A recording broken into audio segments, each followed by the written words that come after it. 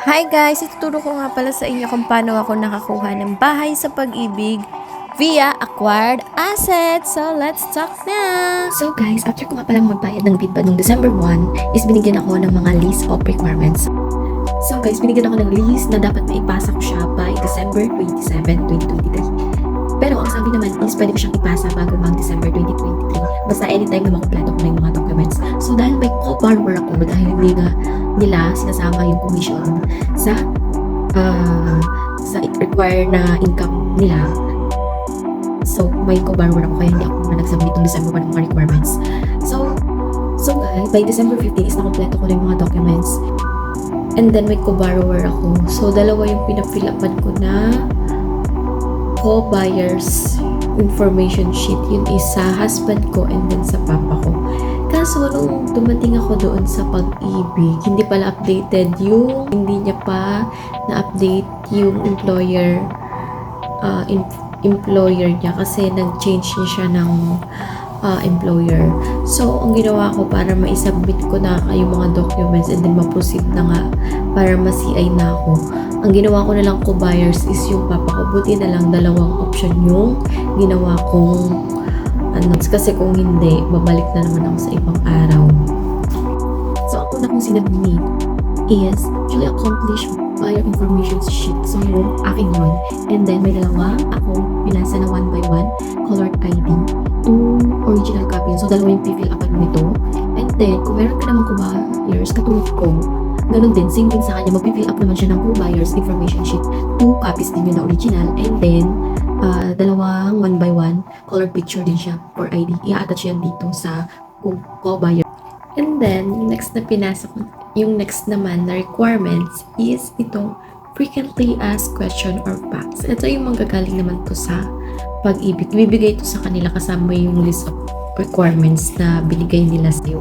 So, ito babasahin mo lang kung ano yung mga naka-indicate dito. So, may nakalagay doon na as is, where is, mga ganun. And then, kung magkano yung big month, and then kung cash, kung short term, long term, mga ganun naman yung nakalagay doon. And then, paper pa ka lang sa baba, sa baba, back to back. And then, dito sa gilid, ay ilalagay mo yung printed name, and then, pirma mo. So, ayun yun. So, number 4, yung sunod na yung pinasa ko is yung proof of income ko. So, yung pinasa ko is COC with compensation. So, ayun nakalagay doon is yung basic salary ko, and then yung monthly allowance ko, and then commission. Pero hindi naman kasi nila inaano yung sinasali sa income require yung commission ko. Pero nandun pa rin siya kasi kasama naman yun sa COE ko. And then, 1 month pay slip ng last 3 months. So, for example, December yung application ko sa pag-ibig. Yung sinubmit ko is November. So, kailangan October or November or December na pay slip. Yun yung isasubmit mo.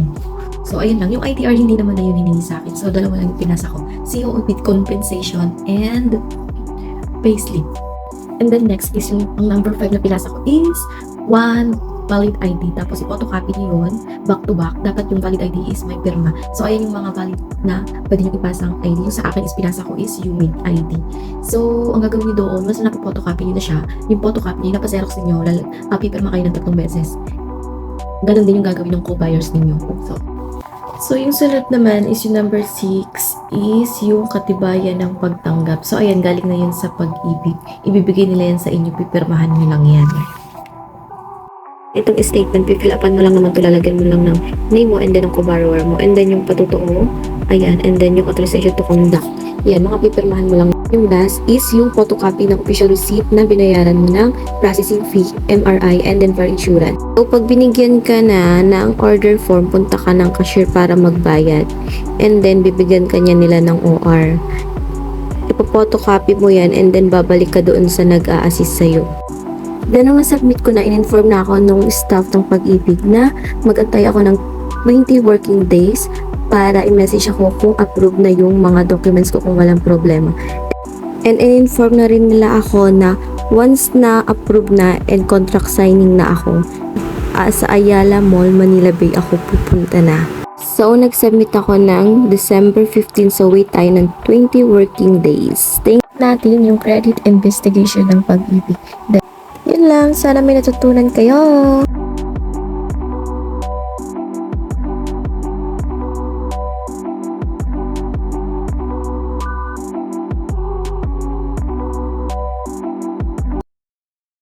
Thank you guys!